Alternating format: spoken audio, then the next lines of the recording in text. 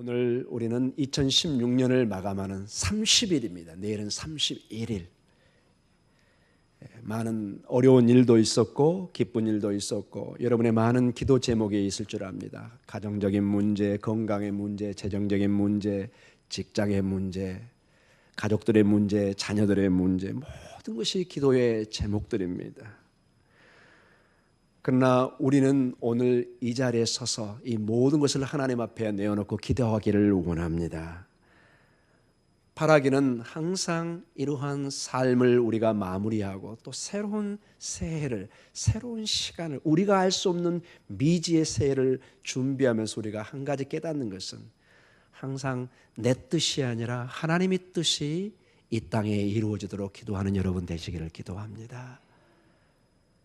우리의 피조물은 항상 나를 창조하신 그 하나님의 뜻이 항상 옳고 하나님은 신실하시고 항상 최선의 것으로 나에게 인도하신다는 것을 신뢰하고 기도하는 그러한 삶이 되기를 기도합니다.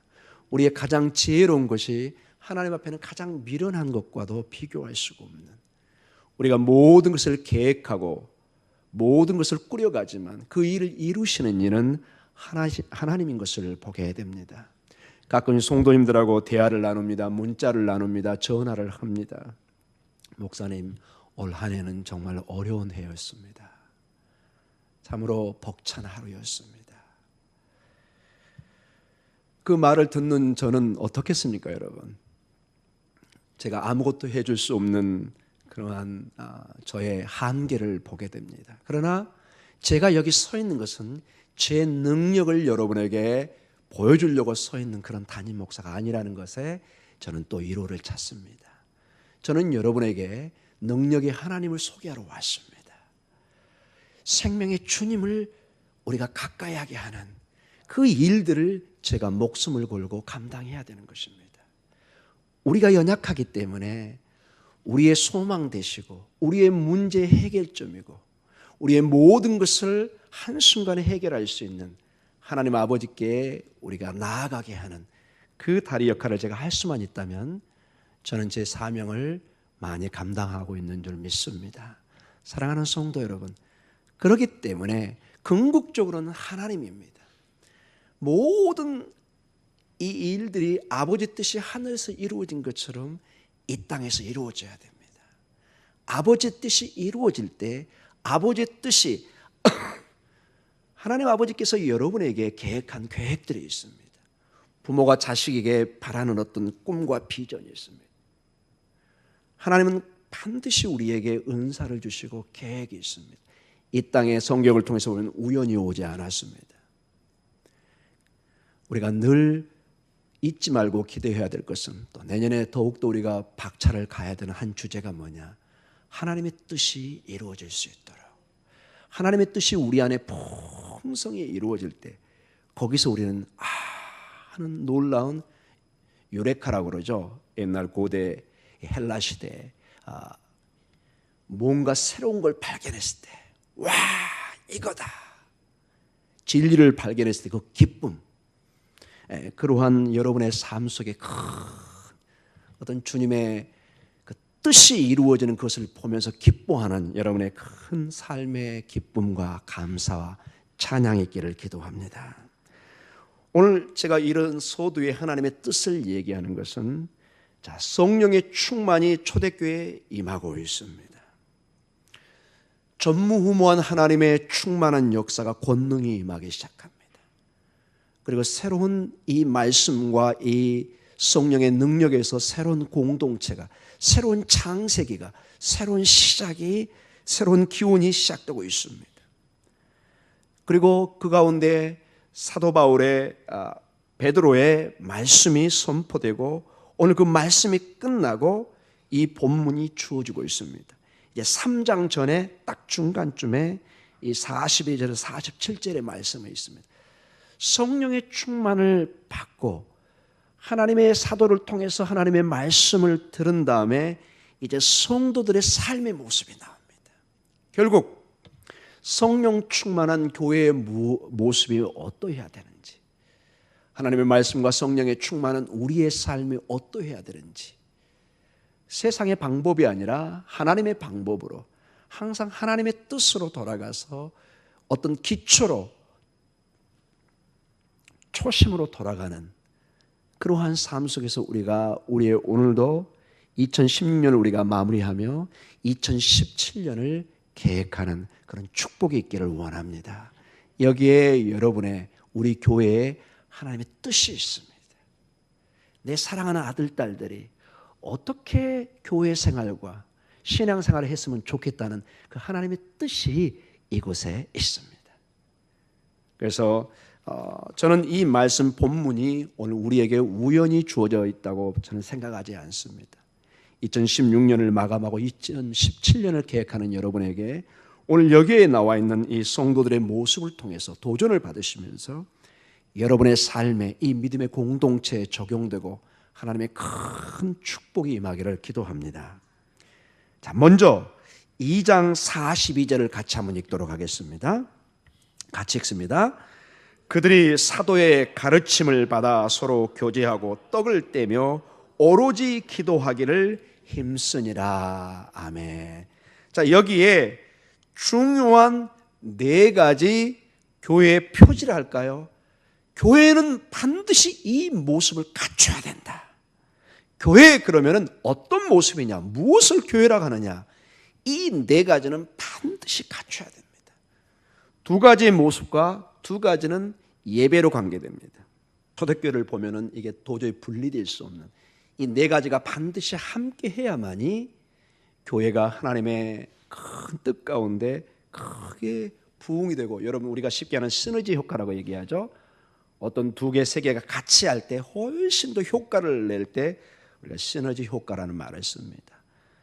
하나는 약하지만 둘셋이 함께 딱 힘을 합쳤을 때 그 가정이, 그 공동체가, 그 직장이, 그 사업이 크게 힘을 내고 부흥하는 것을 보게 됩니다. 자, 42절에 서두에 이렇게 시작합니다. 그들이 무엇의 가르침을 받죠? 사도의 가르침을 받아. 이렇게 시작합니다. 자, 이 성령 충만한 이 공동체 첫 특징이 뭐냐? 사도들의 가르침을 받는다고 되어 있습니다. 이것을 조금 더 문자적으로 우리가 해석하면은 사도들의 가르침에 계속적으로 헌신하다, 몰두하다, 집중하다, 이렇게 해석할 수 있습니다. 그들이 사도의 가르침을 받아 이렇게 되어 있는데, 이거를 문자적으로 우리가 직역을 한다면은 그들이 사도들의 가르침에 헌신하다, 사도들의 가르침에 계속해서 집중하다, 계속해서 지속적이란 뜻이 이 헬라어 원어에 강조되어 있습니다. 그냥 한 번 배우고 마는 것이 아니라 지속적으로 계속해서 매일 우리가 밥을 먹고 매일 우리가 어떤 것을 지속되는 것이 있죠. 즉 한 가지 마음으로 어떤 한 가지 가르침에 집중하고 헌신하는 모습이 강조되어 있습니다. 평생에 걸친 끊임없는 배움에 주의를 기울이지 않으면은 사람들은 빠르게 주변의 문화의 세계관이나 사고방식으로 돌아가고 세상의 트렌드, 유행에 빠진 것을 보게 됩니다. 우리가 이 하나님의 말씀을 계속해서 배우고 집중하지 않으면은 우리는 여러분 이 예배당만 나가도 모든 것이 인터넷과 정보에 꽉 차 있는 걸 봅니다. 여러분 핸드폰 하나로 여러분 볼 수 없는 정보 거의 없을 정도입니다. 여러분 딱 젊은 사람들, 여러분 아들, 딸들이 문자 몇 개만 치면은 지금 미국의 워싱턴에서 뭐가 일어나는지 거의 알아낼 수가 있습니다. 구글 사진으로 들어가면 거기 위치도 다 이렇게 볼 수가 있습니다.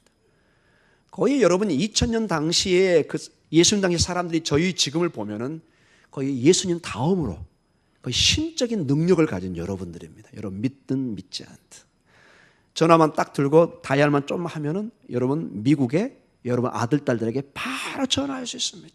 물론 시차 때문에 걔들 자는 애들 깨우지만은 바로 전화할 수 있습니다. 여러분 수천 년 전에 이게 상상이나 할 수 있는 일입니까, 여러분? 급한 내용을 바로 전화해서 아빠, 엄마가 기도하고 있다, 이렇게 문자도 줄 수 있습니다. 이러한 유행과 트렌드 속에서 어마어마한 정보 속에서 하나님의 말씀은 점점 희미해집니다. 이 백성이 여호와를 아는 지식이 없어 망하는도다 이렇게 됩니다. 사람들은 정보는 꽉 차 있습니다. 그러나 하나님의 말씀에 대해서는 점점점 희미해갑니다. 여러분, 그런데 놀랍게도 우리는 하나님의 말씀으로 지어진, 하나님의 영으로 지어진 존재이기 때문에 하나님의 영이, 하나님의 성령이, 하나님의 말씀이 채워지지 않으면 대신에 세상의 것이 채워지는데, 세상의 트렌드에, 세상의 유행에 민감해지고 그런 지식은 많아지지만 이상하게 신앙인의 영적인 힘은 점점 사라집니다. 신앙적으로는 그 사람이 마치 아기처럼 변해버립니다. 아무것도 할 수 없습니다. 교회에서 그 어떤 봉사도 할 능력을 못 가집니다. 여러분, 신기합니다. 그게 무슨 일을 좀 맡기려고 합니다. 저는 못합니다. 이게 죽을 때까지 갑니다, 여러분. 그래서 관 속에 묻히기 전까지 저는 못합니다 하고 돌아가십니다. 주님이 묻습니다. 너 무엇하다 왔느냐? 못하다가 왔습니다. 이렇게 되는 것입니다. 이 안에 영적인 힘을 잃어버리기 때문에 그렇습니다. 근데 여러분, 분명히 힘이 있습니다. 여러분, 자녀가, 남편이, 가족이 문제가 있을 때 여러분 맨발로 뛰어갈 수 있는 사람이 여러분입니다. 여러분은 무한한 능력을 가진 사람입니다. 제 말이 거짓말 같습니까, 여러분? 여러분, 그런 일은 없겠지만 긴급한 병원에서 문자가 왔을 때 여러분 바로 뛰어나가 버립니다. 여러분. 저도 그럴 겁니다. 다 우리는 그런 힘을 가지고 있습니다. 그러나 점점점 하나님의 말씀이 우리에게 힘해질 때 하나님의 일에 대해서는 둔감해지고, 오늘도 뭐 좀 안 하면 그만이고 표시가 안 나니까 마치 내 몸이 서서히 병균을 죽어가는 것처럼, 한센병처럼 무엇을 점점 만져도 뜨거워도 뜨거운 줄을 모릅니다. 살이 지져지고 다 떨어져 나가는데도. 여러분, 한센병이 가장 무서운 게 뭔지 아십니까? 고통을 모르는 것입니다. 고통을 모르는 것입니다. 인도에서 약 한 30년 가까이 한센병을 치료했던 분이 글을 쓴 게 있습니다. 그분이 보면서 항상 느낀 게 고통이 없다는 것이 얼마나 고통스러운 문제인가를 글을 썼습니다. 여러분, 아마 생명의 말씀사인가요? 거기 보면 그 책이 나와 있습니다. 온 몸이 떨어져 나가지고 지들이 와서 밤에 살을 점을 띄워 먹어도 감각이 오기 때문에 그냥 콜콜 주무십니다. 아침에 보면 손 하나가 없어져 버려서 손가락 하나가 모릅니다. 영적으로 우리가 하나님 말씀에 민감하지 않으면 우리는 온 몸이 만신창이가 돼도 아무 걸 못 느끼게 됩니다. 바라기는 하나님의 말씀의 능력을 회복하는 여러분이 되시기를 원합니다. 여러분, 이스라엘 백성이 어떻게 2000년이 이상의 유랑생활과 디아스포라, 방랑생활을 하는데 지금 1948년 5월 14일 날 독립국가를 이룰 수 있었을까요? 여러 가지 이유가 있겠지만 그들은 매주 안식일을 통해서, 그리고 매일의 삶에 하나님의 말씀을 묵상하는 사람입니다. 말씀이 그들을 붙든 것입니다. 하나님의 말씀은 그런 능력이 있습니다. 이제 더 이상 예수님의 가르침이나 말씀의 능력은 힘을 잃고 희미한 기억 속에 남아있으면 여러분, 그 사람은 절대로 교회에서 승리의 삶을 살 수가 없습니다. 여러분, 주변에 보십시오. 제 자신을 비춰봐도 그렇습니다. 제가 말씀을 묵상하지 않고 말씀을 공부하지 않고 말씀과 무너지면은 점점점 저는 힘없는 말씀과 냉랭해지는 모습을 보게 됩니다. 그러나 반대로 상상해 보십시오. 지금 그들이 지속적으로 온 마음을 집중해서 말씀을 배우기 시작합니다. 120문도로 시작했던 이 성도들이 하루에 3,000명씩 변하기 시작합니다. 이 말씀을 배운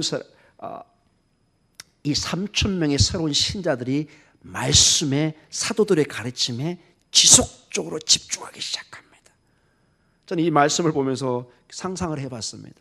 우리 교회 매일 막 3,000명씩 들어옵니다. 제가 그걸 다 가르쳐야 됩니다. 목사님, 말씀을 가르쳐 주십시오. 복음, 농담하지 마시고 말씀만 좀 가르쳐 주십시오. 막 밀려옵니다. 야, 이제 행복한 고민을 해야 되겠죠. 예. 우리 김영겸 목사님, 우리 부목사님들 막 전부 다 이제 밤을 새서 막 다 가르쳐야 됩니다. 밤을 샜는데도 막 집에 안 돌아갑니다. 말씀을 가르쳐 주십시오. 이러한 축복의 역사가 있기를 기도합니다. 사랑하는 성도 여러분, 우리의 그런 모습이 잠깐 우리 어렸을 때, 저 젊었을 때 있었던 것 같습니다. 표현이 좀 그러는데요. 이 겨울방학이 되면은 여러분 한 2, 3일 길을 이렇게 걸어가가지고 그때는 부흥이라고 그랬죠. 이만한 그 당시는 침낭 같은 거 없고 이불대기 같은 거 하나 이렇게 들고 메고 가가지고 주로 이렇게 교회가 다 마룻바닥이었잖아요. 거기에 누워가지고 막 지금의 찜질방처럼 다 이렇게 막 누워서 여기 권사님, 여기 장로님 저기 막 주무시면서 거기서 자고 말씀을 연구하고, 그때는 그랬잖아요. 새벽에 또 강사님이 막 아침 오전 강의하시고 오후도 하시고, 그 생각이 많이 났습니다.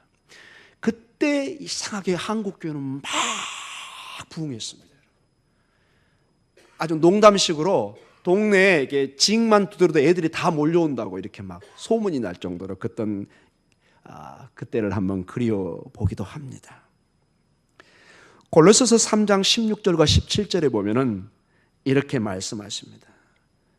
사도 바울 선생님이 골로새 교회에 이렇게 얘기를 합니다. 우리 같이 한번 읽어볼까요? 시작.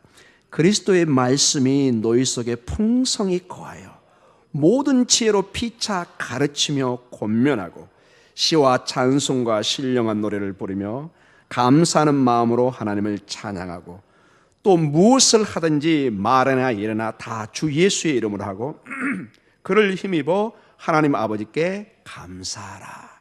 이 모든 신령과 시와 찬송과 신령한 노래와 감사와 이 모든 것이 먼저 그리스도의 말씀이 너희 속에 풍성히 거하여, 하나님의 말씀이 풍성히 거하면 이건 놀란 생명의 역사가 있어가지고 이 말씀이 역사하면 사람의 얼굴이 변하며 감사가 일어나기 시작합니다.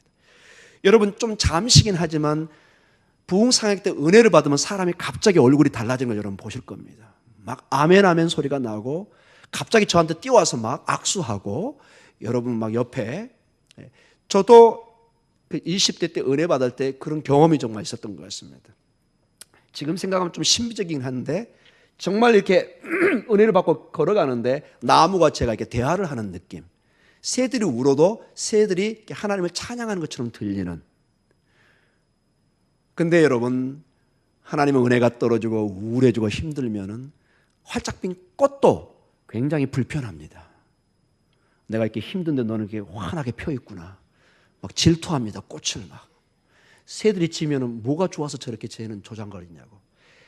이게 새가 이렇게 노래하는 것이 아니라 조잘거린다 이런 식으로 이렇게 전혀 다른 반응을, 막 시끄럽고 귀찮아집니다.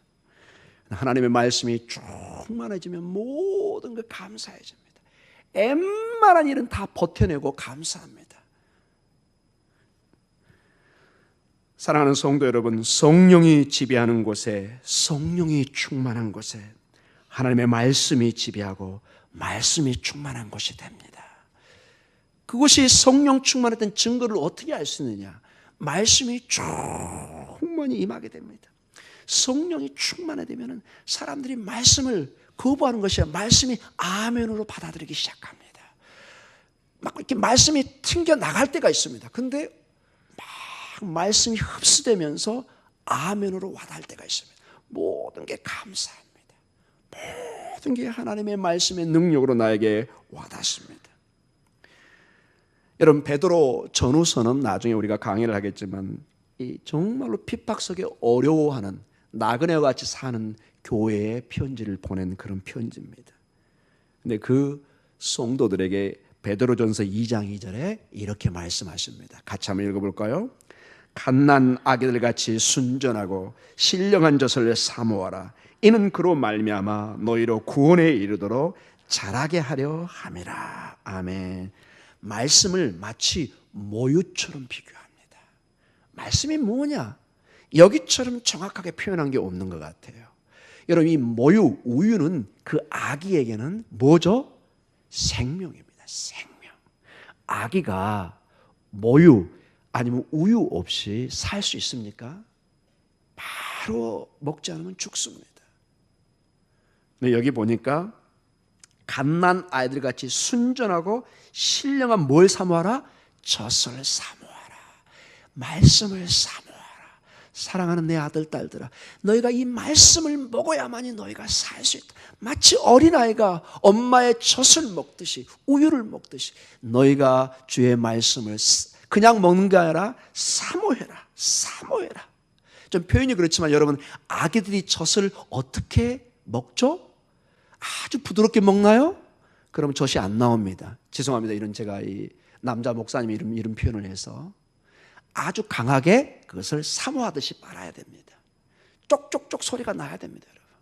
그래야 그게 엄마도 건강해지고 그 젖도 그 모유도 아기에게 가서 생명을 살립니다.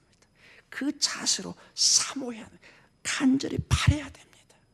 그저 입을 봐가지고 엄마 모유가 내 입에 떨어지세요? 안 떨어집니다. 여러분, 엄마들 아시죠? 아기가 그것을 말아야 됩니다. 그 모유를 아기가 먹어야 되는 것입니다. 하나님, 저 알아서 저에게 먹여주세요. 그렇게 잘 안 됩니다, 여러분. 내가 사모하고 그 젖을 먹어야 될 줄 압니다. 그래야만이 너희로 구원에 이르도록 자라게 하려 합니다. 우리가 자라게 해서는, 어린아이가 자라게 해서는 뭘 먹어야 된다고요? 모유를 먹어야 됩니다. 우리가 자라기 위해서는 성령 충만으로 이제는 자라가야 될 텐데, 성령 충만만 받고 하나님 말씀으로 자라지 않으면 이상한 영적인 사람이 됩니다. 막 이상한 말만 주고받습니다. 자꾸 뭘 봤다고 그러고 뭘 자꾸 뭐 이상한 그 점쟁이식으로 사람이 변해가는 걸 가끔 봅니다. 굉장히 위험합니다.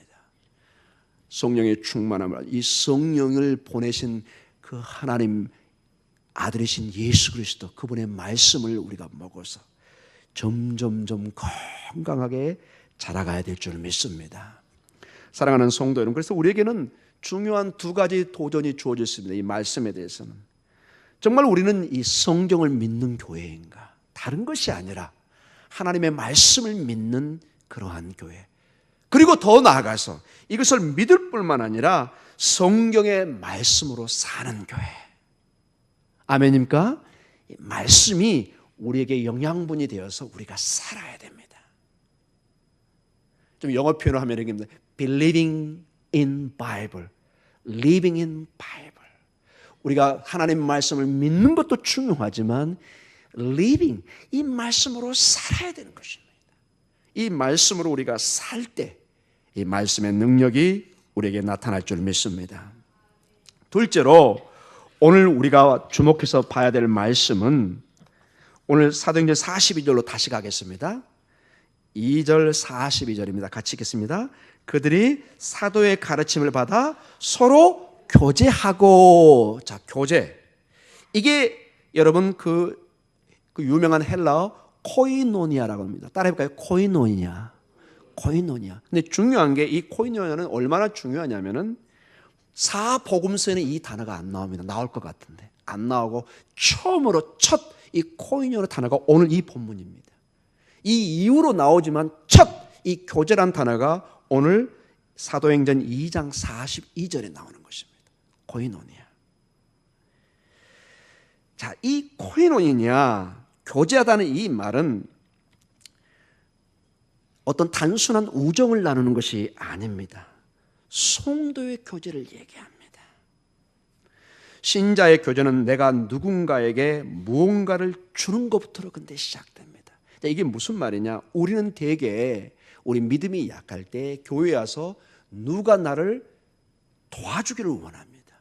목사님이, 교회 성도님들이 나를 도와주기를 합니다. 뭔가 나는 받기를 원합니다. 이 받음이 처음에는 어느 정도 괜찮지만 계속해서 받기를 원하면 이제 문제가 일어나기 시작합니다. 누가 나에게 무언가를 안 해주면 불만이 쌓이고 교회의 모든 공동체한 불만으로 이게 나타나는 것을 보게 됩니다. 불평, 불만만 늘어납니다.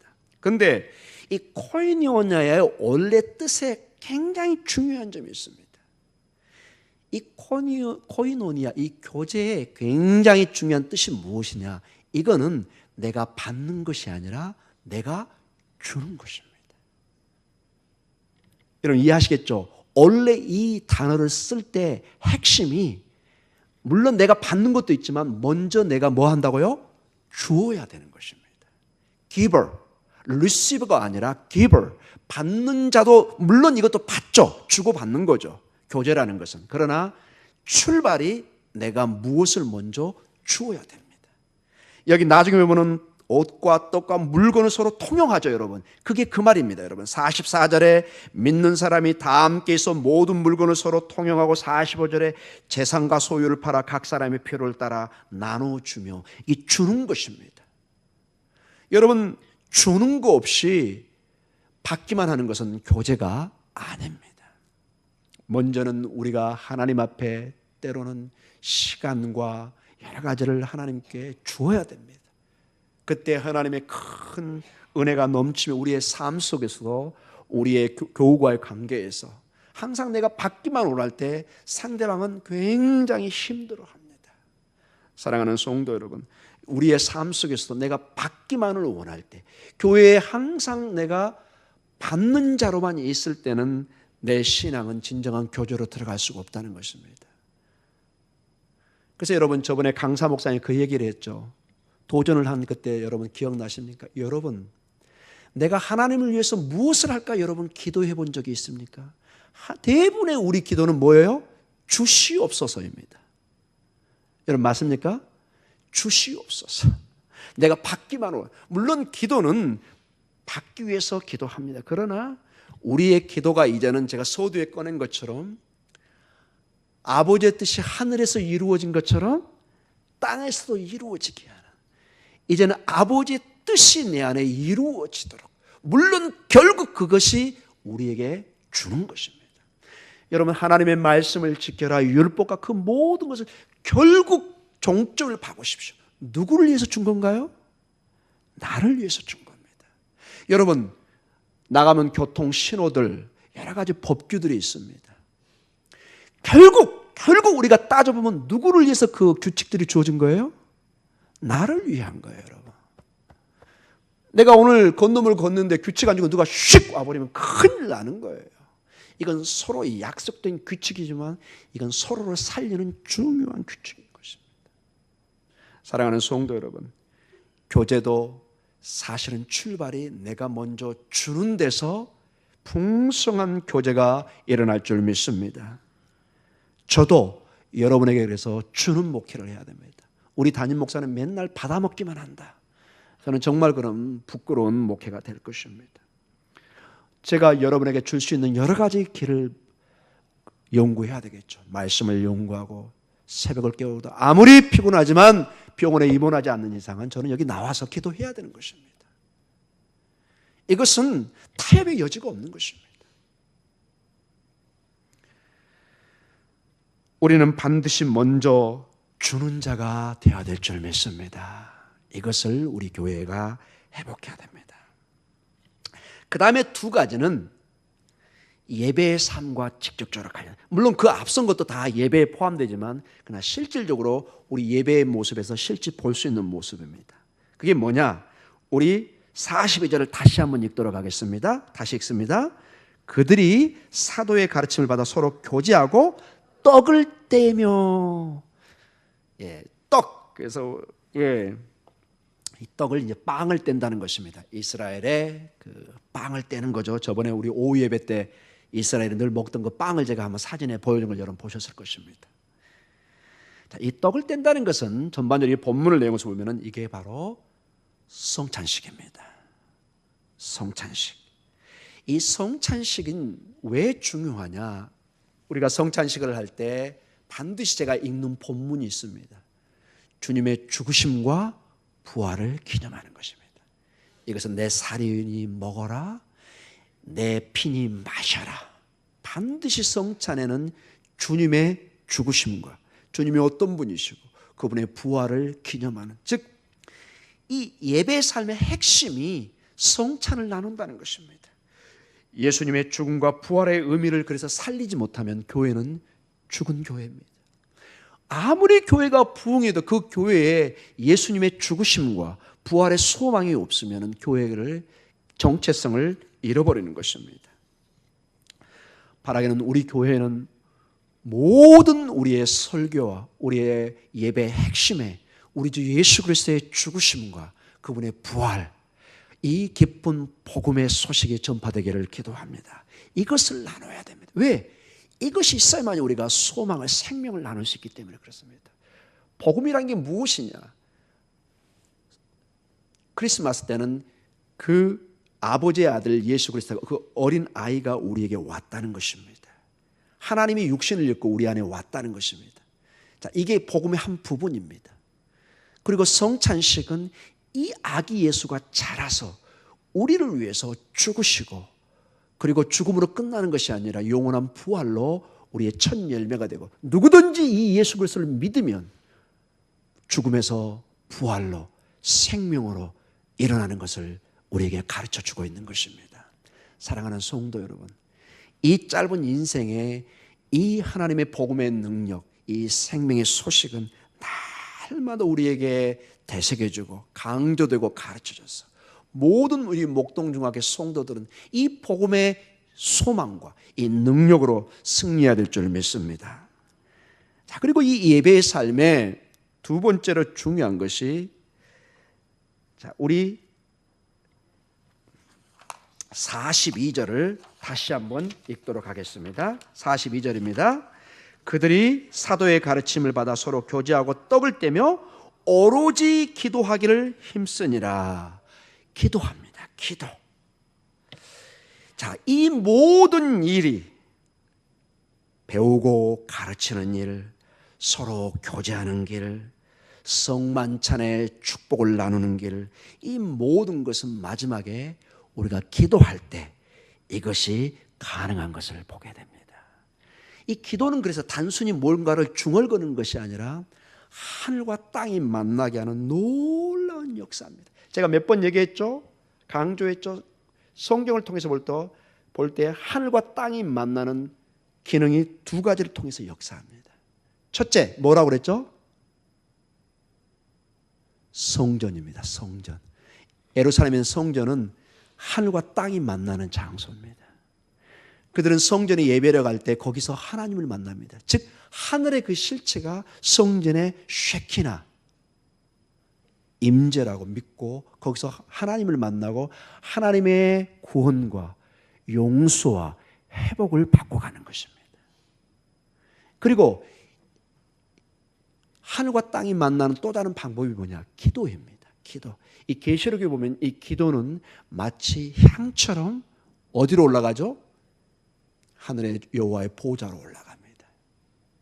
기도를 통해서 우리는 하늘과 땅이 만나는 큰 축복을 우리가 받게 되는 것입니다.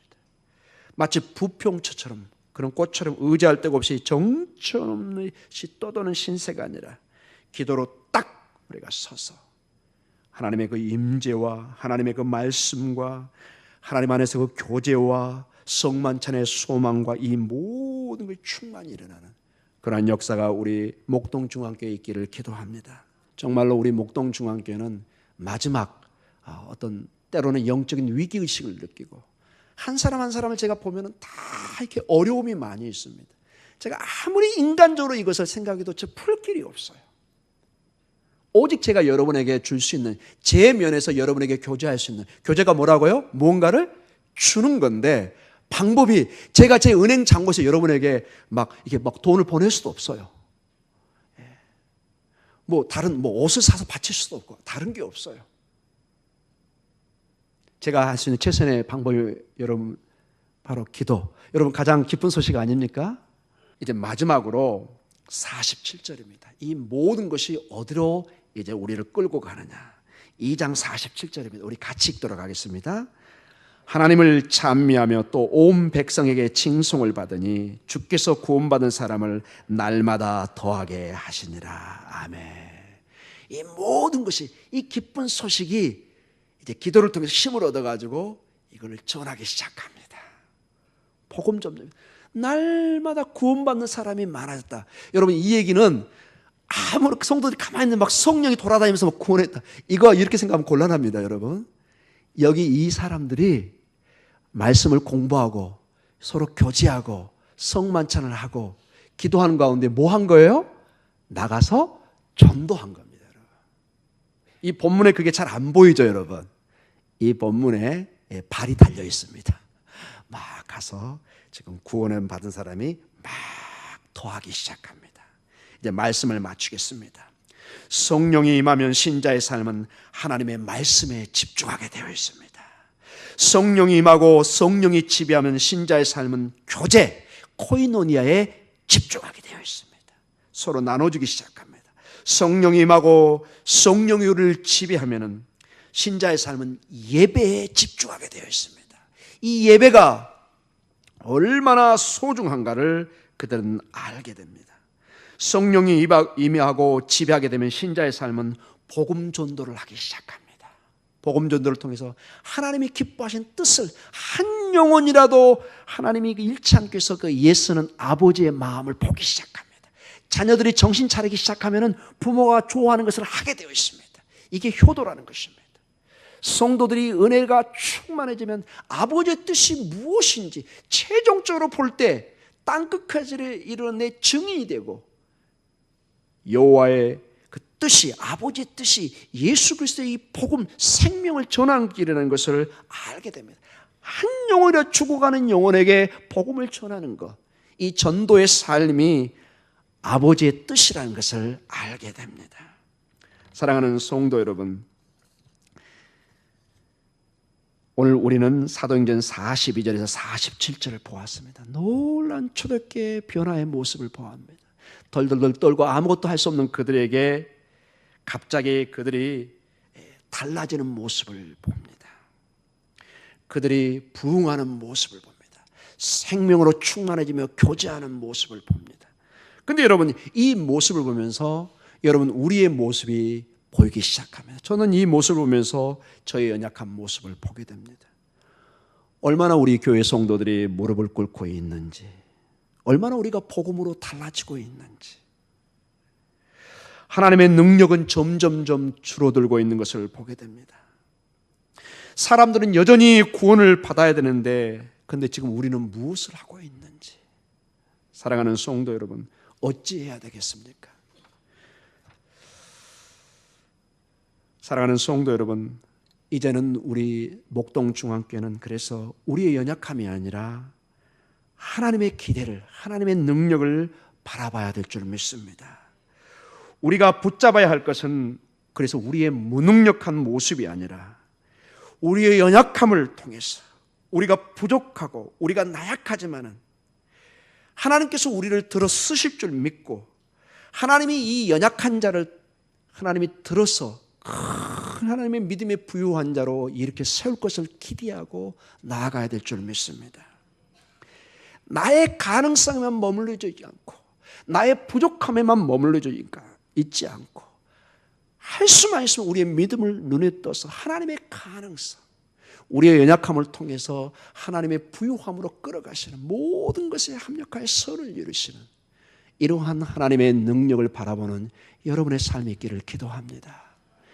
나는 부족합니다. 여러분, 어떻게 우리가 이렇게 성령의 충만을 통해서 이런 일을 할 수 있을까요? 우리는 정말로 연약합니다. 저도 연약한 목사입니다. 그렇기 때문에 더 하나님 앞에 메어 달리는 것입니다. 사랑하는 성도 여러분, 하나님의 기대가, 하나님의 충만한 은혜가 여러분 안에 충만히 임하기를 기도합니다. 오늘 이 밤에 2016년을 우리가 정리하고 이제 2016년을 17년을 우리가 이제 바라보는 시간입니다. 우리 이 시간에 이제 기도하는 시간을 갖도록 하겠습니다.